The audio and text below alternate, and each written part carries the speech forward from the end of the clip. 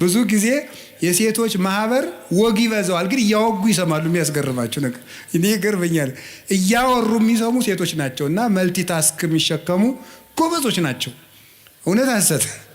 አዎ በጣም ጥሩ ነው። እሺ ለምንድን ነው እያወሩ እንዲሰሙ አድርጎ የፈጠራቸው? ሳስበው እኔ ብዙ ልጅ ቢንጫጫባቸው የሁሉንም መንጫጫት እንዲሰሙ ነው መሰል እላለሁ። ያኛው ማማ ቢል ሁሉንም ይሰሙታል። እና ደግሞ ሴቶች ማህበር ውስጥ ተቀምጠው እየጠጡ ከውጭ ልጅ ቢያለቅስ የልጃቸውን ድምፅ እያወሩ ይሰማሉ። አይገርማችሁም? በጣም ነው የሚገርመኝ። እኔ እናትነት ትልቅ ነገር ነው። ከቃሉ ጋር ናችሁ? ስለዚህ እግዚአብሔር ታቦት ስላለው ታቦት እመቤታችን ናት። መጀመሪያ ከማይነቅዝ እንጨት ማለት ምን ማለት መስላችሁ? ከማይነቅዝ ነቀዝ መብላት ማለት ምን ማለት ነው? መቆንቆን መንቀዝ ምንድን ነው? እርግማን ኃጢአት ማለት ነው። ከማይነቅዝ እንጨት ታቦቱን ስራው አለ። የድንግል ማርያም አካሏ እርግማን የሌለበት ነው። አሁን ቅድም ነግሬያችኋለሁ። ሙሴ ስለሱ የጻፈለትን ኢየሱስን አገኘ ነው አለ። ሙሴ ስለሱ የጻፈለትን ካለ ሙሴ በኦሪት ዘጸአት ኢየሱስ ክርስቶስ አማኑኤል የሚል ስም ተናግሯል? አልተናገረም። ታዲያ ምንድን ነው የተናገራቸው ነገሮች ሁሉ ለማን የተናገሩ ናቸው? ስለ ክርስቶስ በምስጢር የተነገሩ ናቸው። ስለክሙ ከመቦቶን ዘተረክቡ ሕይወተ ዘላለም እማንቱ ሰማይቴ መጻሕፍትን ትመረምራላችሁ በእነሱም ሕይወት የምታገኙ ይመስላችኋል፣ እነርሱ ግን የኔ ምስክሮች ናቸው አላቸው። ዮሐንስ ወንጌል ምዕራፍ 5 ቁጥር 44 ላይ እንዲህ አላቸው። ሶበሰ አመንክምዎ ለሙሴ እማመንክሙኒ ኪያየኒ ሙሴን አምናችሁት ሆኖ ኖሮ ቢሆን እኔንም ታምኑኝ ነበር። እስመ ውእቱ ጸሐፈ በእንቲአየ እሱ ስለ እኔ ጽፏልና አለ። ዮሐንስ 5:46 ላይ እሱ ስለ እኔ ጽፏልና ሙሴን ብታምኑ እኔንም ታምኑ ነበር አለ። እንግዲህ በሙሴ የተጻፈው ጽሑፍ ሁሉ ለክርስቶስ ቀጠሮ ነበር ማለት ነው። ገባችሁ? በመነን ለክርስቶስ ቀጠሮ ነበር። በምንድን? በምስጢር ማለት ነው።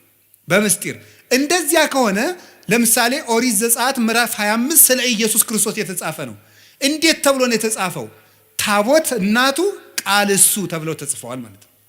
እናቱ ታቦት እሱ ደግሞ ቃል ተብሎ ተጽፏል። እንዲህ ብሎ ነው የተጻፈው። ኦሪት ዘጸአት ምዕራፍ 25 ቁጥር 1 ላይ ማይነቅዝ እንጨት፣ እንግዲህ እናቱ ታቦት ናት።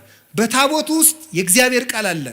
ክርስቶስ ደግሞ ቃል ነው። በቀዳማዊ ሕልውናው ቃል ይባላል። ዮሐንስ ወንጌል ምዕራፍ 1 ቁጥር 1 ላይ በመጀመሪያ ቃል ነበረ ብሎ ቁጥር 14 ላይ ቃል ሥጋ ሆነ እንዳለ ክርስቶስ ቃል ይባላል። ቃል ይባላል። ስለዚህ በታቦት ውስጥ ቃል አኑርበት ማለት በታቦት በድንግል ማርያም ማህፀን ቃል ወልድ አድሮ ሥጋ ነፍሶ ስግው ቃል ክርስቶስ ሆነ፣ በተዋህዶ ራሱን ገለጠ ማለት ነው። ስለዚህ እመቤታችን ታቦት ናት። ክርስቶስ ምን ይሆናል? ቃል ይሆናል። እንደዚያ ከሆነ ቃሉ የሚገባበትን ታቦት የማይነቅዝ እንጨት ይሁን ማለት ድንግል ማርያም እግዚአብሔር የሚያድርባት ስለሆነች የእሷ አካል እርግማን የሌለበት ነው ማለት ነው። የማይነቅዝ እንጨት ነው። መንቀዝ ማለት ብሌት ማለት እርጅና ማለት ምን ማለት ነው? ኃጢአት፣ እርግማን ማለት ነው። ቅዱስ ጳውሎስ ሁለተኛ ቆሮንቶስ ምዕራፍ 5 ቁጥር 18 ላይ እነሆ በክርስቶስ ሁሉ አዲስ ሆኗል፣ አሮጌው አልፏል ብሏል።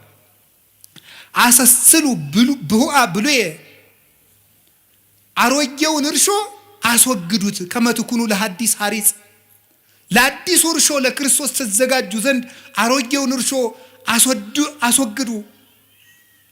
እስመ ተሰቅለ በፋሲካነ ክርስቶስ ፋሲካችን ክርስቶስ አንድም በፋሲካችን ክርስቶስ በፋሲካችን ዕለት ፋሲካችን መሻገሪያችን ክርስቶስ ታርዷልና ይላል ቆሮንቶስ 5 ላይ ሲናገር። አሮጌውን እርሾ አስወግዱ። ስለዚህ አሮጌ ማለት ኃጢአት ማለት ነው። አሮጌ መንቀዝ ማርጀት ማለት ኃጢአት ማለት ነው። እርግማን ማለት ነው። ሞት ማለት ነው። ከማይነቅዝ እንጨት ታቦቱን ስራው ማለት ድንግል ማርያም መጀመሪያም ኃጢአት ሳይኖርባት ነው ያዘጋጃት። እርግማን አልነበረባትም። ከሴቶች ተለይቶሽ አንቺ የተባረክሽ ነሽ ያላት ለዚህ ነበር። ሉቃስ ወንጌል ምዕራፍ 1 ላይ እንግዲያ ምድር ሁሉ የተረገመ ነው፣ እመቤታችን ግን ለይቶ የተባረክሽ ነሽ አላት። ከወንዶች ሳይል ከሴቶች ያለ ለምንድን ነው? እርግማን የመጣ በሴት ነበረ። በሴት ስለነበረ ሴቲቱ ዓለምን ሁሉ የምትወክልናት። ከሴቶች ተለይቶሽ አንቺ የተባረክሽ ነሽ ሲል ከሰው ዘር በአጠቃላይ ተለይተሽ የተባረክሽ ነሽ ነው። ከማይነቅዝ እንጨት ማለት ይሄ ነው። በወርቅ ለብጠው ምንድን ነው ነው? በወርቅ ለብጠው ማለት ምን ማለት ነው? ልብ ብላችሁ ስሙ የእግዚአብሔር ቤተሰቦች። መጀመሪያ ከማይነቅዝ እንጨት ስራው ማለት እንጨቱ መጀመሪያ በተፈጥሮ ይሄ ሁሉ ታቦቱ ረጅም ዘመን ሲቀመጥ እንዳይነቅዝ ነው። ከማይነቅዝ እንጨት ስራው አለው፣ እንዳይፈርስ ነው። ይሄ ማለት ምን ማለት ነው? ድንግል ማርያም መጀመሪያ አካሏ የአዳም ሸክም የሌለበት እርግማን የሌለበት አድርጎ እግዚአብሔር አዘጋጀው። እንዴት ይሆናል? በእግዚአብሔር ኃይል ይሆናል። ታምር ነው የሷ ነገር። ከማይነቅዝ እንጨት በወርቅ ለብጠው ማለት ደግሞ ወርቅ የተባለ አንደኛውን ከማይነቅዝ እንጨት ተፈጥሮ ተሰርቶ ደግሞ ወርቅ ሲለበጥበት ታቦቱ ለብዙ ዘመን የሚኖር ይሆናል ማለት ነው። ወርቅ የተባለ የእመቤታችን ንጽህናዋና ቅድስናዋ ነው። የሰራችው ንጽህና ነው። ወርቁ በተፈጥሮ ብቻ አይደለም የሚጠበቀው። ወርቅ እንጨቱ የማይነቅዝ እንጨት ብቻ መሆን አይበቃውም። ወርቅ ጨምርበት። ድንግል ማርያምም መመረጧ ብቻ አይደለም ያስከበራት፣ መመረጧን ተጠቅማ ንጽህና መጨመሯ ነው፣ ራሷ መስራቷ ነው። መመረጥን መጠበቅ እንጂ መመረጥ አያስደንቅም። መምረጥማ የእግዚአብሔር ነው። መምረጥ የእግዚአብሔር ነው። አሁን አንዳንዶቹ ምን ይላሉ? እመቤታችን እኮ እንዲህ ብለን ስናከብራት ማርያም ምን ታደርግ ኖሯል? ሲመርጣት አልመረጥም ልትል ነው? እሷ ባትኖርም እኮ ሌላ ሴት የመምረጥ እድል አለው እግዚአብሔር። እግዚአብሔር ምን ይሳነዋል ይላል እንዴ? የእሷ ነፃ ፈቃድስ? ነፃ ፈቃድ ያላት ፍጡር እኮ ናት። እንጨት ናት እንዴ? ዝም ብሎ አስገድዶ ይመርጣታል? አይመርጣትም። ነፃ ፈቃድ አላት።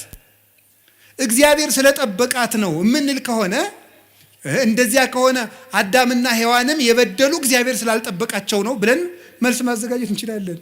ይሄ ደግሞ እግዚአብሔርም ያ ማለት ለአዳምና ለሔዋን ተጠያቂው እግዚአብሔር ይሆናል። ድንግል ማርያም ንጹሕ የሆነችው እግዚአብሔር ስለጠበቃት ብቻ ከሆነ አዳምና ሔዋንም የወደቁ እግዚአብሔር ስላልጠበቃቸው ነው ማለት ነው። እንደዚያ ከሆነ ደግሞ በሔዋንና በአዳም አዳልቶባቸዋል ማለት ነው እግዚአብሔር ደግሞ ባህሪው እንደዚህ አይደለም። ፈታሒ በጽድቅ ኮናኔ በርት ነው። በእውነት የሚፈርድ ነው። ኮናኔ በርት እውነት የሚፈርድ ነው። ፍርድ አይገመድልም።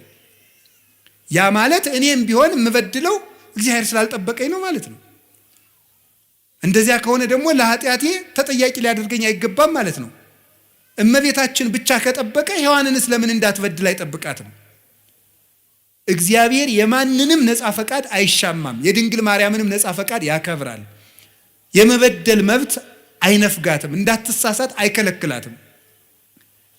እሷ መጠበቋን መመረጧን አጽንታ በጠበቀች ንጹሕና በጸናች መጠን እግዚአብሔርን በእጁ እየደገፈ ጠበቃት። የመጀመሪያውን እሱ ባርኮ ሰጣት አካሏን ከማይነቅዝ እንጨት። እንጨቱ አለመንቀዙ በተፈጥሮ የተገኘ ነው። እግዚአብሔር ያነው እንዲያርጎ የፈጠረው። ድንግል ማርያም እርግማን የሌለባት መሆኗ በእግዚአብሔር እጅ ነው። በወርቅ መለበጥ ግን የሰው ነው። ንጽህና ጨምሮ መኖር ግን የሷ ነው። ስማ ሐረያ እግዚአብሔር ይላሉ ሊቃውንቱ። እግዚአብሔር መረጣት ይልና ቢመርጣትማ ምን ይደንቃል? እንድትመረጡና ብትገኝ ነው እንጂ ይላሉ። እንድትመረጡና ተገኘች። ምርጫዋን ደግሞ አጸንታ ያዘች። ቅዱስ ጳውሎስ መመረጣችሁን ታጸኑ ዘንድ ከፊት ይልቅ አሁን ትጉ ያለን ለዚህ ነው። ስለዚህ እመቤታችን በወርቅ የተለበጠች ታቦት ናት። እስኪ በሉ በወርቅ የተለበጠች በሉ። እማይነቅዝ የሚለው ትርጉሙ ምንድን ነው? አይ እናቶች እንደው ምእመናን እንደው ደጋግናችሁ እኮ እናንተ። እማይነቅዝ የሚለው ምንድን ነው ትርጉሙ? ለእመቤታችን ሲሆን ኃጢአት የሌለባት ነው። እርግማን የሌለባት። እስኪ እርግማን የሌለባት በሉ። ወይም የአዳም ጉስቁልና ያላረፈባት። እንጨቱ በተፈጥሮ የማይነቅዝ ነው። እመቤታችንም እግዚአብሔር ሲፈጥራት ከእናቷ ማህፀን ሲለያት እርግማን እንዳይኖር አድርጎ ነው የጠበቃት። አቀባ ጰራቅሊጦስም ከርሰማ ወይ ረኩሰት በምንትንም ዘፈጠራ። እንዴት ሊሆን ይችላል? ከመምጽውር ጽሩየ ገብረ አለ ቅዱስ ዮሐንስ አፈወርቅ። ይሄ እንዴት ሊሳካ ይችላል ካል ወርቅ ከጭቃ እንደሚገኘው ነው አለ።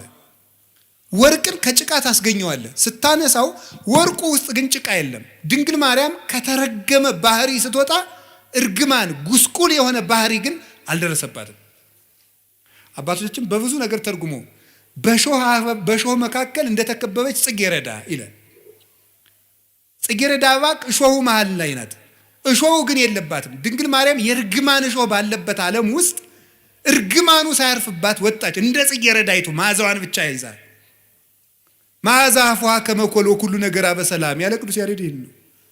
አንደበቷ እንደ እንኮይ የሚያምር መዓዛውን ይዛ የወጣች እሾሁ ያልተከተላት ጽጌ ሃይማኖት ዘጸገየት በማእከለ ሐስዋክ በእሾህ መካከል አብባ የተገኘች የሃይማኖት አበባ መዓዛ ብቻ ያላት እሾሁ ግን የሌለባት የመካከለኛዋ ውብ ጽጌረዳ እመቤታችን ናት። እርግማን ያልነካት። ወርቁ ግን ራሷ የሰራችው ንጽሕናዋ ነው። ዓይኗ ንጹሕ፣ ጴጥሮስ ተሳሳተ ተብሎ ተጽፏል። ሐዋርያት ተበተኑ ተብሎ ተጽፏል። አብርሃም በደለ ተብሎ ተጽፏል። ማርያም ይሄን አረገች ተብሎ አልተጻፈም። አንደበቷ ክርክም ያለ ነውር የሌለባት በእውነት ጠባብ ወትሕት ዘልህቀት በቤተ መቅደስ ውስጥ ተቀምጣ መልአክ እያነጋገራት ትዕቢት የሌለባት ትሕት ጥበብን የተመላች እወቁኝ የማትል ልጇ በሆሳዕና እንኳን እንዲያው ግርግር ሰው ሁሉ ሲበዛ እንዴ የአምላክ እናት ፊት አድርጉኝ የማትል በትሕትና እስቲ እዚህ ላይ እመቤታችን እንዲህ አለች ተብሎ ሰምታችኋል? ሐዋርያት አነጠፉ፣ ገሌ ፊት ሄደ፣ ጴጥሮስ እንዲህ አለ ሲባል እሷ እንዲህ ነኝ የማትል ይሄ አይገባኝም ይሄ ይገባኛል የማትል ስደት አይገባኝም ሳትል የተሰደደች መልካም ነገር ይገባኛል አክብሩኝ የማትል ትሕትናን የተመላች ወርቅ። ትንቢተ ዘካርያስ ምዕራፍ 4 ቁጥር 2 ላይ ነቢዩ ዘካርያስ ርየ ተቃዋመ ማይቶት ዘካርያስ የወርቅ መቅረዝን አይቶት ነበረ። ምን ያለ ዘይትን የተመላ 7 አይጹቅ ያላት 7 ቅርንጫፍ ያላት 7 ቅርንጫፍ ያላት መቅረዝ ዘይት ያለባት ኩለንተሃ ወርቅ ይላል። ሁለመናዋ ወርቅ የሆነ መቅረዝ አየው ይላል። ትንቢተ ዘካርያስ ምዕራፍ 4 ቁጥር 2 ላይ ቅዱስ ያሬድ ይህን ወስዶ ይላል ዘሕዝቅኤል እጹት ምስራቅ ዘዘካርያስ ተቃዋም ዘወርቅ ማርያም ኢቲ ዘውዳሴሃ እሙቅ። የሕዝቅኤል የምስራቅ በር የዘካርያስ የወርቅ መቅረዝ ምስጋናዋ ተቀርቶ የማያልቅ ማርያም ናት ይላል። ኩለንተሃ ወርቅ ሁለመናዋ ወርቅ ነው ማለት ስጋዋ ወርቅ፣ ነፍሷ ወርቅ፣ ህሊናዋ ወርቅ፣ ልቧ ወርቅ፣ ህዋሳቷ ወርቅ፣ ስሟ ወርቅ፣ ሁለንተናዋ ገንዘብ የሆነ ጸጋን የተመላች እጅ እግሯ ገንዘብ የሆነ ናት እመቤታችን። እኛ እኮ እንደው ብዙ የሚጣል ያለን እንደ ዱባ ታውቃላችሁ። በቤተ ክርስቲያን ስርዓት ዱባ ለቤተ ክርስቲያን ስለት አይገባም። አይገርማችሁ? ፍትሐ ነገሥት አንቀጽ 17 ላይ አንቀጸ ምጽዋት ላይ ዱባ ለቤተ ክርስቲያን አያምጡ ይላል። ለምን? ዱባ ብዙ የሚጣል አለው። አያችሁ? የሚጣል ነገር የሚበዛባቸው ሰዎች ቤተክርስቲያን አይጉ ማለት ነው። ዱባቱን እሺ ዱባ ማለት የሚጣለው የሚበዛ ነው። እንደኛ እኮ ብዙ የሚጣል ነገር አለን። እንደው ብዙ ወጥቶ የሚወድቅ ጓዛ ምንን እንደው ይሄን እና ዱባቱና ቅልም አይገባም ይላል። ውስጡ መራራ ነውና መራራ ሰዎች በቤተ ክርስቲያን ርስት የላቸውም ማለት ነው። መራራ መሆን ክፉ ነው። ስለዚህ እመቤታችን ግን የሚጣል የሌላት አልብኪ ነውር ወይ ምንትኒ በላይሌኪ ኩለንታኪ ሰናይት እንታቤ ወዳጄ ሁለንተናሽ ውብ ነው ምንም ነውር የለብሽም ብሏታል ልጇ ሰሎሞን። በወርቅ የተለበጠችው ታቦት ማድረግ አንዳች ነገር ያልተገኘባት የቅድስና ማህተም ያተማት የእግዚአብሔር ከተማ የመሰላሏ ጫፍ ላይ ይላል አይደለም እንዴ? የመሰላሏ ጫፍ ላይ እግዚአብሔር ተቀምጦባት ነበር ይላል። መሰላል እመቤታችን ናት። የመሰላሏ ጫፍ አይምሮዋ ነው። አይምሮዋ ውስጥ ህሊናዋ ውስጥ ከእግዚአብሔር ውጭ ምንም ገብቶባት የማታውቅ እንተ ኢርእያ አይነ ንስር ዲያብሎስ ያልተመለከታት የታጠረች ገነት እጹቅት አዘቅተማ ሕይወት የታጠረች አትክልት የተገጠመች የውሃ ጉድጓድ አዘቅተማ ሕይወት የሕይወት ውሃን ያፈለቀች የታተመች የውሃ ምንጭ እመቤታችን ናት። የእግዚአብሔር ታቦት ይሏችኋል ማርያም ናት። 2 ክንድ ከስንዝር ያለው ከአዳም እስከ ኖህ ያለው ጊዜ ነው። እሱ 2256 ዘመን ይሆናል። 1 ክንድ ከስንዝር የሚለው ከኖህ እስከ ሙሴ ያለው ነው 1644 ይሆናል። 1 ክንድ ከስንዝር ቁመት ወርድ ቁመት አቆልቋይ አንድ ክንድ ከስንዝር የሚለው ደግሞ ከሙሴ እስከ እመቤታችን 1600 ይሆናል። ይሄን ስትገጥሙት 5500 ዘመን። እንዲህ ያለ ታቦት አበጅ ማለት 5500 ዘመን ሲያልቅ የምትመጣ የእግዚአብሔር ማደሪያ ታቦት አለች ማለት ነው። 4 ቀለበት አብጅለት ማለት 4 ቀለበት ማለት ዓይን፣ ጆሮ፣ እጅ፣ አፍንጫ። ስለዚህ 4ቱን ቀለበት በወርቅ ለብጠው የወርቅ ቀለበት ማብጅለት ማለት እመቤታችን በጆሮዋ አልበደለችም፣ በዓይኗ አልበደለችም፣ በአፍንጫዋ አልበደለችም፣ በእጇ ዳሳ አልበደለችም። 4ቱን ቀለበት ወርቅ አድርገው ማለት ሰው የሚበድላቸው በሮቿ ሁሉ የእመቤታችን ንጹህ ናቸው እንደ ጠራ ወርቅ። የስርየት መክደኛ የተባለ ድንግልናዋ ነው። መክደኛ የታተመ ድንግልና ነው። የታተመ ድንግልና በስርየት መክደኛው አነጋገር ስርየት ማለት ይቅርታ ነው። የስርየት መክደኛ ማለት በድንግል ማርያም ድንግልና በኩል እግዚአብሔር ይቅርታን ይዞ መጥቷል። ፈቂዶ ይፈውስ ትዝምደሰብ ተገምረ በማህፀነ ድንግል ታቢዮ ለኩሉ ኃይል እለ በሰማያት ማሂደር።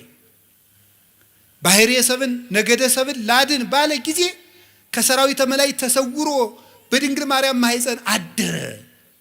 እኔ እንደው ማርያም ምን አድርገልኛለች የሚለኝ ሰው ኢየሱስ ነው እንጂ የሚለኝ ሰው እግዚአብሔር ሰውን ላድን ብሎ የት ሄደ ብዬ ነው የምጠይቀው። እግዚአብሔር ሰውን ላድን ብሎ ወደ ማርያም መጣ ነው የማገኘው መጽሐፍ እኮ የሚለኝ። እግዚአብሔርን ሰውን ሊያድን መጣ። እንዲህ አለ እኮ ጌታ እስመ መጻ ወልደ እጓለ እመሕያው ከመ ይህስስ ወያድን ዘተሐጉለ። የሰው ልጅ የጠፋውን ሊፈልግና ሊያድን መጥቷል አለ ማቴዎስ 18 ላይ። የሰው ልጅ የጠፋውን ሊያድን መጥቷል።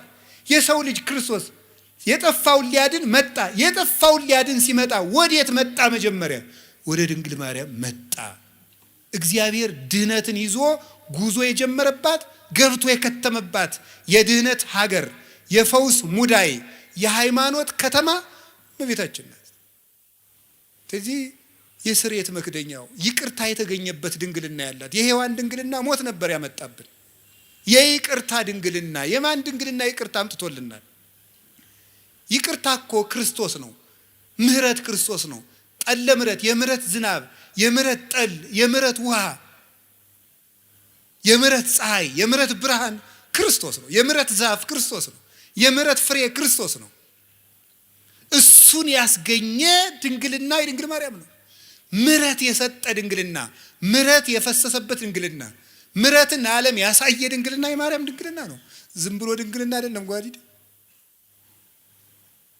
አብዩቱ ስብሐተ ድንግልናኪ በማርያም ድንግል ፍጽምት በድንጋሌ ስጋ በድንጋሌ ነፍስ ህትምት የምትሆኝ እመቤታችን በክብረ ወሊድ ላይ የተሰጠች ክብረ ድንግልና አብይ ነው፣ ብዙ ነው፣ ገናና ነው ይላሉ ሊቃውንት ውዳሴ ማርያም ሲተረጉሙ። እናንተ ምን አለባችሁ? አይወርዳችሁ፣ አይሞቃችሁ። እናንተ ኳስ ነው የሚደንቃችሁ። እንዲሁ ተጃጅላችሁ ያለቃችሁ ሰዎች ይቅር በሉኝ እሺ። ገሎ ማዳን ዘይቤ ማለት ነው። እሺ ከቃሉ ጋር ናችሁ። እግዚአብሔር ከሁላችን ጋር ይሁን እና ይሄ እስቲ የስርየት የድንግል ማርያምን ድንግልና የስርየት መክደኛ በሉት። በእውነት በሉ እንጂ የስርየት መክደኛ ያለበት ምክንያት ድንግልናዋ ማህተመ ድንግልናዋ ስላልተፈታ ነው። ስርየት የተባለ ደግሞ ይቅርታን ለዓለም ያወጣ ድንግልና የእመቤታችን ድንግልና። እኔ እውነቴን ነው። አይ ካህናት የታደሉት እመቤቴ ለማኅፀንኪ እግዝእቴ በረከቱ እፈቱ እግዚአብሔር ዘተጸውረ ቦቱ ይላሉ። እመቤቴ ማርያም ሆይ የማኅፀንሽን በረከት እፈልገዋለሁ፣ ይድረሰኝ የማኅፀንሽ በረከት። እግዚአብሔር ያደረበት ወደዚች ምስራቅ የማይዞር ማን ነው? ፀሐይ ጽድቅ ኢየሱስ ክርስቶስ ወጥቶ የሚያጽደለድልባትን ያችን ምስራቅ ዘወር ብሎ ማየት የማይፈልግ የጨለማው ልጅ ካልሆነ በቀር እሱ ማን ነው? መዞር የሚያሰኘኝ እኔ ወደ እመቤታችን ነው። ወደ እሱ ያልዞርኩ ወዴት ልዞር ነው ዛሬ? የስርየት መክደኛ በስርየት መክደኛው አነጋግርሃለሁ። በሉ በስርየት መክደኛው በሉ እመቤታችን ድንግል ላይ መክደኛው ማለት ታቦቱ ታቦቱና ታቦቱ የሚጋጠምበት መግጠሚያው ላይ ነው። ጫፉ የታችኛውና የላይኛው የሚጋጠሙበት መግጠሚያው። ይሄ የስርየት መክደኛ የእመቤታችን ድንግልና ነው። የስርየት መክደኛ የተባለበት የእመቤታችን ድንግልና መጀመሪያ ብቻ ክርስቶስን ወልዶ ያቆም አይደለም፣ ዘላለም ይቅርታን ያሰጣል። ከልጇ ጋር እያስታረቀ እንማጸንበታለን። ባቀፉህ እጆቿ፣ በሳሙ ከንፈሮቿ፣ ባዘለ ጀርባዋ፣ በወሰነችው ማኅፀኗ ብለን እንማጸናለን። ዛሬም ይቅርታን ይሰጠናል። ስለዚህ ድንግል ማርያም ማኅፀኗ የይቅርታ ማኅፀን ነው። አነጋግርሃለሁ ማለት ምን ማለት ነው? የድንግል ማርያም ማኅፀን የሃይማኖት መስበኪያ ነው። የሃይማኖት ምስክር ነው። የእምነት መግለጫ ነው። ወትሜህሮሙ ሰጊደ ለስሉስ ማህያዊ፣ ለማህያዊ ሥላሴ ስግደትን የምታስተምርላቸው ናት። ድንግል ማርያም እምነትን የምትገልጥ ናት እንጂ እምነትን የምትጋርድ አይደለችም። እመቤታችን ዘላለማዊ ድንግልና ነው ያላት። የስርየት መክደኛው አይፈታም። ለምንድን ነው የማይፈታው? አካላዊ ቃል ነው የገባበት። የእግዚአብሔር ቃል ነው ያደረበት። ለምን ሲባል እግዚአብሔር የሚነጋገርበት የስርየት መክደኛ ነው። ያ ማለት የድንግል ማርያም ማኅፀን የእምነት ሰባኪ ነው። እንዴት ነው የሚሰብከው? ሳትወልድ ድንግል ናት። እስኪ ሳትወልድ ድንግል በሉ። ስትወልድ ድንግል በሉ። ስትወልድ ድንግል በሉ። እሺ፣ ከወለደች በኋላ ድንግል በሉ። እስኪ እንደገና ደግማችሁ ንገሩኝ። ያው ሶስቱንም ንገሩኝ እንጂ። እሺ፣ ከወለደች በኋላ ይሄ ማለት ምን ማለት ነው? በስርየት መክደኛው ምን እልሃለሁ ነበር ያለ? ዘብዛባ ሁኜ እንዳይመስላችሁ። እሺ፣ ነገርን ከነገር ለማገናኘት ነው የምደግመው። እሺ፣ በስርየት መክደኛው ምን አረጋለሁ ነው ያለው? የስርየት መክደኛ ያልነው በሐዲስ ኪዳን ሲተረጎም ምንድን ነው? የእመቤታችን ምንድን ነው? ድንግልናዋ ነው የስርየት መክደኛ። ስርየት የተባለ ይቅርታን የሰጠ ክርስቶስ ከማን ስለተወለደ ነው? ከእመቤታችን ስለተገኘ። እንደዚያ ከሆነ ሳትወልድ ምንድናት? ድንግል በሉ። ቀጥሉ። ስትወልድ፣ ከወለደች በኋላ ለምን በሉ እንጂ። ምን ያደርጋል ይሄ ስትሉ፣ ለልጇ ምስክር ስለሚሆን። ምን? ኢየሱስ ክርስቶስ ሳይወለድ አምላክ በሉ፣ ሲወለድም አምላክ፣ ከተወለደ በኋላም አምላክ። ስለዚህ ዕብራውያን 13 ቁጥር 8 ላይ ኢየሱስ ክርስቶስ ዘትማልሙ ወይም ወክመውት እስከ ለዓለም፣ ኢየሱስ ክርስቶስ ትናንትም ዛሬም እስከ ዘላለሙ ድረስ ያው ነው ይላል። ያው ነው። ሳትወልድ ድንግል፣ ሳይወለድ አምላክ፣ ስትወልድ ድንግል፣ ሲወለድም አምላክ፣ ከወለደች በኋላም ድንግል፣ ከተወለደ በኋላም አምላክ። ድንግልናዋ አለመለወጡ የልጇ አምላክነት ላለመለወጡ ማስረጃ ነው ማለት። ለማይለወጠው ልጇ ምስክር እንድትሆን እሱ ሰው ቢሆንም አምላክነቱ ስላልተለወጠ፣ እሷም ብትወልድም ድንግልናዋ አልተለወጠም። ለልጇ ምስክር ናት። በስርየት መክደኛው አነጋግርሃለሁ ማለት አለመለወጤን፣ የማልለወጥ አምላክ መሆኔን በማይለወጠው በእናቴ ድንግልና እነግርሃለሁ፣ አስተምርሃለሁ ማለት ነው። ቅዱስ ዮሐንስ አፈወርቅ ሃይማኖተ አበው ምዕራፍ 67 ቁጥር 31 ላይ እንዲህ ይላል፣ እሰብክ መንገለ ድንግልና ለማርያም እንተ ትከውን ስም አለ ቃል ይላል። ለቃል ምስክር በምትሆን በድንግል ማርያም ድንግልና ክርስቶስን እሰብከዋለሁ ይላል። ለቃል ምስክር በምትሆን በድንግል ማርያም ድንግልና ክርስቶስን እሰብከዋለሁ። የድንግል ማርያም ድንግልና የክርስቶስ መስበኪያ ነው። ድንግልናዋ አልተለወጠም። ለምን? እሱም ሰው ሲሆን አልተለወጠምና። የማይለወጥ አምላክ መሆኑን ለማስረዳት የእናቱን ድንግልና ሳይለውጥ ተወለደ።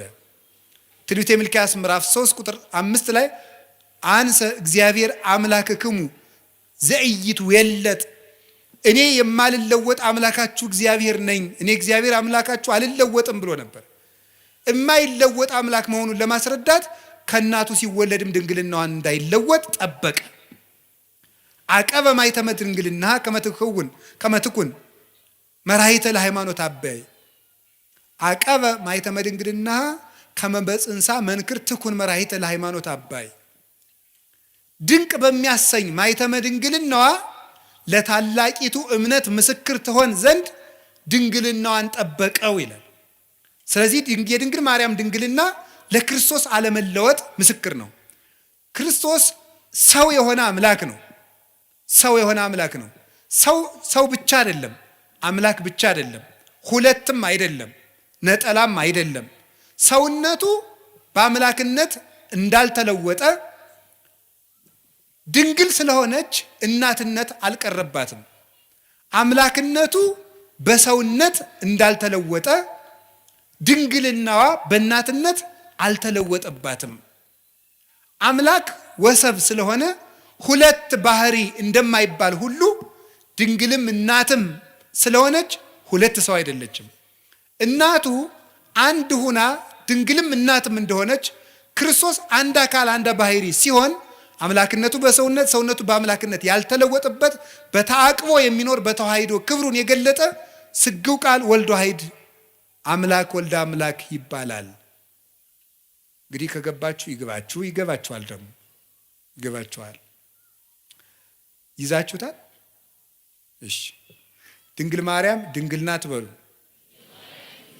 እሺ። እናት ናት በሉ። ክርስቶስሳ አምላክ ነው በሉ። ሰው ነው በሉ። ደግሞ ድንግል እናት ግን ሁለት ናት። ክርስቶስ አምላክ ነው፣ ሰው ነው፣ ሁለት ነው አይደለም፣ አንድ ባህሪ ነው። ስለዚህ የተዋህዶ ምስክር ናት ማለት ነው። የተዋህዶ ምስክር እንድትሆን ድንግልናዋን የጠበቀበት ምክንያት ለዚህ ነው። ስለዚህ እግዚአብሔር በዚህ ነግሮናል። ትንቢተ ሕዝቅኤል ምዕራፍ 44 ቁጥር 2 ላይ ድንግል ማርያም ድንግል ሆና የሆነችውና በዘላለም ድንግልና የቀጠለችው ድንግልናው ያልተለወጠው ለምንድን ነው ብትሉ፣ አንደኛ ለልጇ ምስክር እንድትሆን ነው። አሁን ባልኳችሁ የልጇን አለመለወጥ እንድትመሰክር፣ የልጇን ተዋህዶ እንድትመሰክር፣ ለልጇ ምልክት እንድትሆን። ትንቢተ ኢሳይያስ ምዕራፍ 7 ቁጥር 11 ላይ እግዚአብሔር ይውበክሙ ትእምርተ፣ እግዚአብሔር ምልክት ይሰጣችኋል፣ ድንግል በድንግልና ጸንሳ በድንግልና ትወልዳለች፣ ስሙንም አማኑኤል ትለዋለች አለን። ማቴዎስ ምዕራፍ 1 ቁጥር 23 ላይ በነቢይ የተነገረው ይፈጸም ዘንድ ስሙን አማኑኤል ትበለው በለው፣ ድንግል በድንግልና ትወልዳለች፣ ስሙም አማኑኤል ይባላል የተባለ ይፈጸም ዘንድ አለ። እግዚአብሔር ምልክት ይሰጣችኋል፣ ድንግል ትወልዳለች አለ። ድንግል ማርያም ዘላለማዊ ድንግልና ከሌላት ምልክትነቷ ምንድን ነው? ምልክት የሆነችው እኮ ዘላለማዊ ድንግልና ስላላት ነው። ያ ምልክት የተፈጸመባት ድንግል ደግሞ እመቤታችን እንደሆነች ወንጌላዊ ነግሮናል። ስለዚህ ድንግል ማርያም የማይለወጥ ዘላለማዊ ድንግልና አላት። ለምን? ምስክር እንድትሆን፣ ምልክት እንድትሆን፣ ለሃይማኖት ማስረጃ እንድትሆን። ወዲህም ደግሞ ለምንድን ነው የማይገባባት ሲባል ሌላ ባል አላገባችም፣ ሌላ ልጆችን አልወለደችም። ለምን? የኃያላን አምላክ እግዚአብሔር ስለገባባት። ሕዝቅኤል ምዕራፍ 44 ቁጥር 4 ላይ እንደተነገረው የሰራዊት ጌታ እግዚአብሔር ገብቶባታልና ሌላ አይገባባትም፣ ተዘግታ እጹታ ትነብር ለዓለም፣ ለዘላለሙ ታትማ ትኖራለች። መልስ ለምን? እግዚአብሔር ስለገባባት። እግዚአብሔር ስለገባባት። አንዳንዶቹ ምን ሊሏችሁ ይችላሉ? አረ ትንቢተ ሕዝቅኤል ምዕራፍ 44 እኮ ስለ ማርያም የሚመለከት አይደለም ይላል። አይድረስ እኮ ነው እናንተ። ደንቆሮና እንትን አሉ እንዴ፣ ብልህና ጅል ተከራክረው አሉ፣ ጅል አሸነፋሉ። ምን ብሎ ሲባል እምቢ ብሎ። እንዲሁ ግርማቸዋል እኮ። እንደዚህ ነው። ምንድን ነው የሚለው? እምቢ። እንደዚህ ነው። መልሱ ምንድን ነው? አይደለም። እንዴት ብሎ አይደለም ይባላል? እንዲሁ እኮ ይገርማል። እንዲሁ ምን ይሻላቸዋል? እንዲሁ ድንቁርና እንዲሁ ነውር ነው። ድንቁርና እንዲሁ ጥበብ ቤቷን ሰራች እንደተባለ ጥበብ ድንቁርና ቤቷን ሰራች፣ 7 ምሰሶም ማቆመች ያስብላል። እነዚህ እኮ ነውር ነው። ስለ እመቤታችን አይደለም ለማለት ምንድን ነው ማስረጃ? አንድ እኮ እንዲሁ የመጽሐፍ ቅዱስ መንፈሳዊ ሕይወት አለ፣ በስነ ጽሑፍም ቢሆን ሕግ አለ።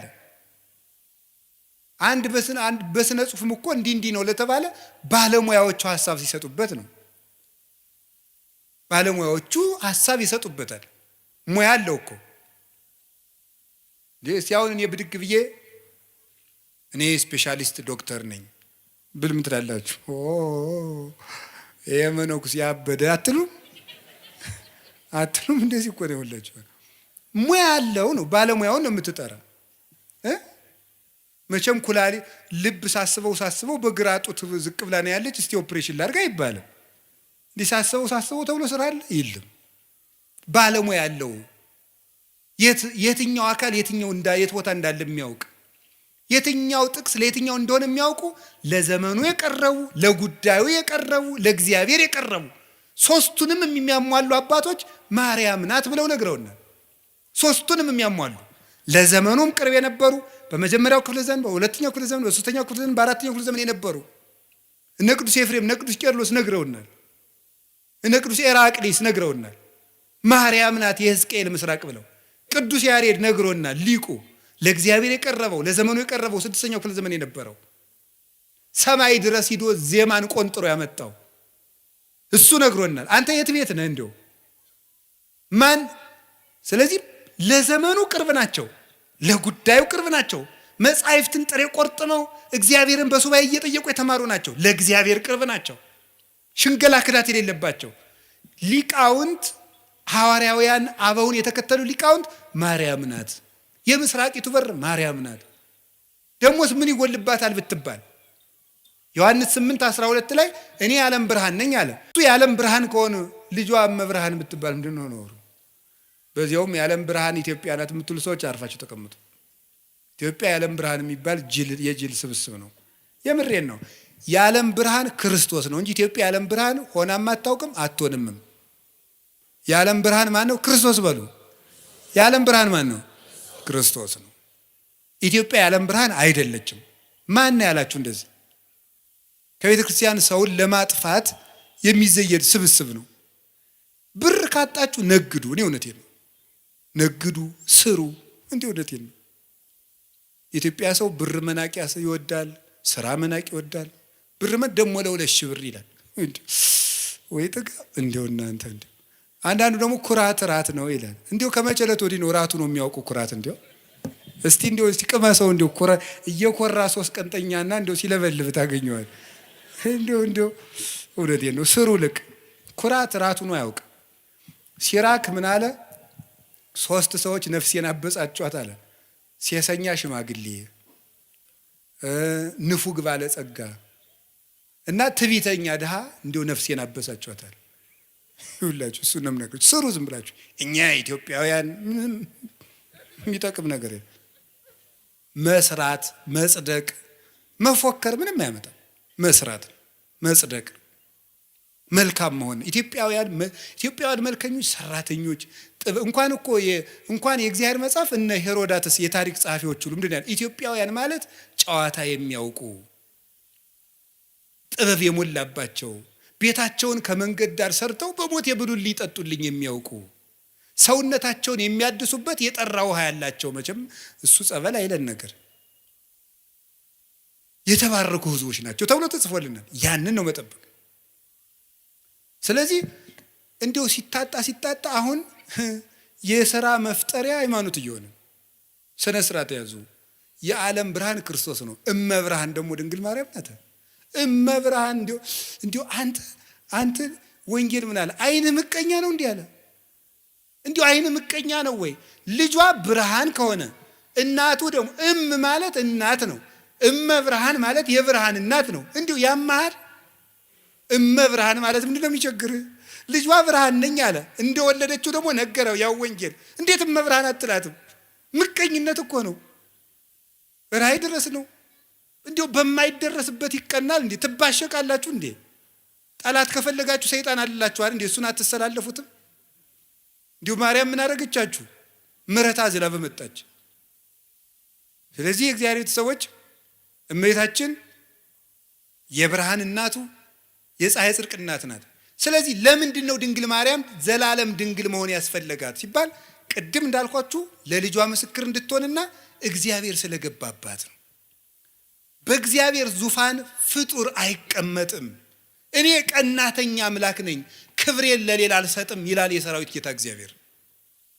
እግዚአብሔር የገባባትን ማህፀን፣ እግዚአብሔር የተቀመጠበትን ዙፋን ማን ነው የሚቀመጥበት? እስቲ በሉ እንደው አሁን የቀበሌ አስተዳዳሪ በወረዳ አስተዳዳሪ ወንበር ይቀመጣል? እስቲ ሂድና ሞክራት። አሽሮ ይለቃል። የለም አይፈቀድም። እንደው መጠንን ታውቆ ነው። እሟይ ያቅምሽን አልሙ ያሉ አሉ አይደል ቄሴ። አንዲት እሟይ ምድግ ብለው የኔታ አቤት እንደው እኔ በህልሜ ታቦት ተሸክሜ ሰው እያጠኑ ህልም አይቼ አይ እሟይ እንደው ያቅምሽን አልሚ እንደው ከሆነም እኔ ታቦት ተሸክሜ እንደው አንቺ ብታጠኝ ይችላል። እንደው ባይሆን ያም አይሆንም እኮ እንደው ያም አይሆንም። እንደው በየት አልፎ ባይቲ ሀሊፈቂ ድጓታ ሚሄረቂ አለ። እንደው ነውር እኮ ነው። መጠን አለው ነው። አዎ እግዚአብሔር አባቶች ይላሉ በጳጳስ ወንበር ኤጲስቆጶስ አይቀመጥም፣ በንጉሥ ወንበር መስፍን አይቀመጥም። እግዚአብሔር በገባበት ዙፋን ፍጡር አይደርስም ፈጽሞ። እንዴት ያለስ ደፋር ሄሮድ ዮሴፍ ራ ያረገው ጻድቅ ነው አይደል ያለው እንዴ? በዚያውስ ላይ ሐዋርያት እንኳን ክርስቶስን ከተከተሉ በኋላ ወደ ሚስት አልተመለሱም። እንደው ጴጥሮስ ሚስት ነበረው ይባላል።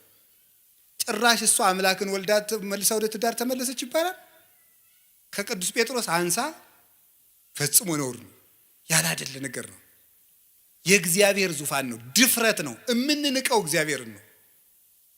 ማርያምን እመቤታችንን አይደለም የምንንቀው፣ እግዚአብሔርን መዳፈር ነው። እንዴት ትዳር ክቡር ነው ብሏል። ትዳር ክቡር የሆነው ለተፈቀደለት ነው። ትዳር ክቡር የሚሆነው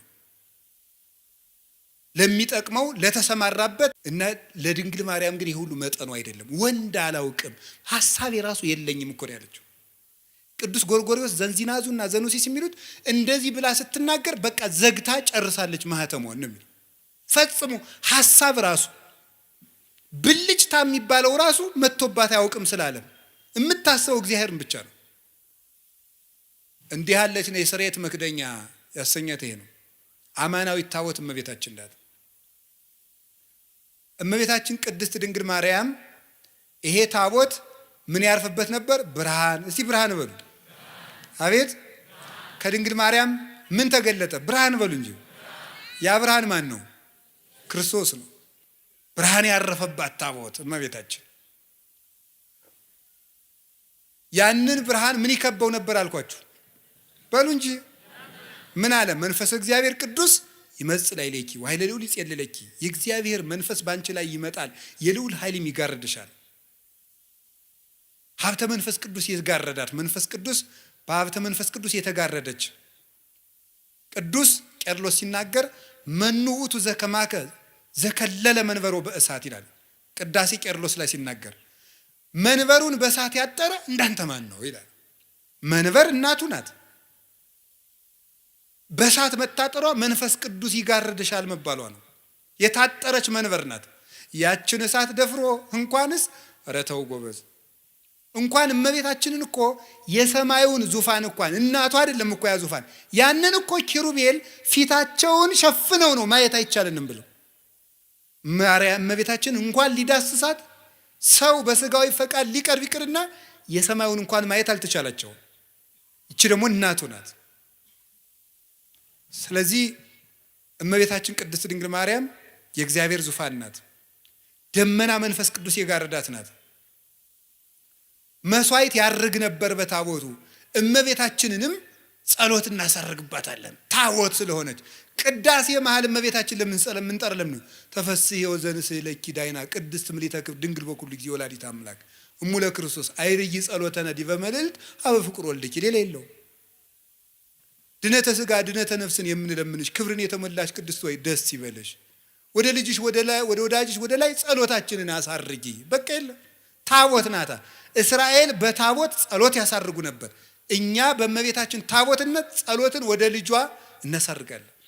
ሰዎች ግን የሚመስላቸው ድንግል ማርያም አማላጅ ናት ሲባል የለም ክርስቶስ ዓርብ በደሙ ስላስታረቀን የእሱን